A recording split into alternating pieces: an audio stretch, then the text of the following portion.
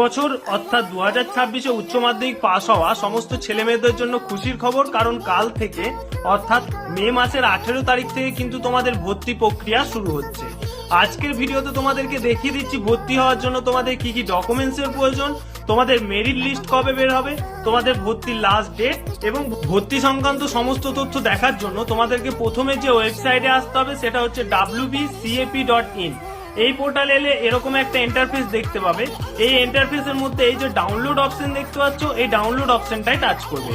Download অপশনটায় touch করে একটু নিচের দিকে গেলেই দেখতে পাবে সিএপি নোটিফিকেশন 2026। এই 2026 নোটিফিকেশনে টাচ করবে। এখানে টাচ করলেই কিন্তু তোমাদের ভর্তি সংক্রান্ত সমস্ত তথ্য উল্লেখ করে দেওয়া হবে। সমস্ত ছেলে মেয়েদেরকে জানিয়ে রাখি, ভর্তি সংক্রান্ত সমস্ত তথ্য আমাদের ফেসবুক চ্যানেল তথ্য মিত্র কেন্দ্র এবং আমাদের ইউটিউব চ্যানেল মালডিয়া সিএসসি সেন্টার থেকে সমস্ত নোটিফিকেশন কিন্তু পেয়ে যাবে।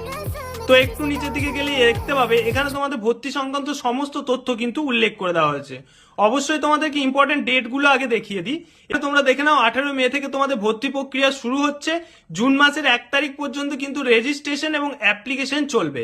9 জুন থেকে শুরু হচ্ছে তোমাদের মেরিট লিস্ট, অর্থাৎ রেজিস্ট্রেশন এবং অ্যাপ্লিকেশন করার পর তোমার কোন কলেজে নাম আসবে সেটা তোমরা জানতে পারবে 9 জুন থেকে। এবং যাদের 9 জুনের নাম আসবে অবশ্যই তাদেরকে 9 জুন থেকে 15 জুনের মধ্যে কিন্তু অ্যাডমিশন হয়ে যেতে হবে। 9 জুন যাদের যাদের নাম আসবে তাদের 9 জুন থেকে 15 জুনের মধ্যে কিন্তু সেই কলেজে অ্যাডমিশন নিতে হবে।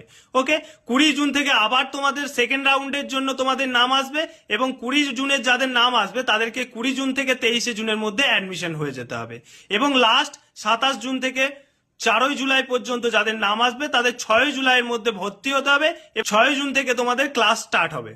এর সাথে সাথে ভর্তি সংক্রান্ত আরো একটা নোটিশ তোমাদেরকে জানানো হয়েছে ওবিসি ক্যাটাগরিদের জন্য। বিশেষ করে যে সমস্ত ওবিসি ক্যাটাগরি রয়েছে, কাস্ট হোল্ডার রয়েছে, তাদের কাস্ট সার্টিফিকেট গুলো যেন 1/8/2025 পরে ভ্যালিড হয়। অর্থাৎ তোমাদের যে পুরানো কাস্ট সার্টিফিকেট গুলো ছিল সেই কাস্ট সার্টিফিকেট গুলো অবশ্যই তোমাদেরকে রিনিউয়াল করে নিতে হবে। অর্থাৎ রিভেরিফিকেশন করে তোমাদের 1/8/2025 পর কিন্তু তোমাদের কম্পিউটারাইজ সার্টিফিকেট হতে হবে।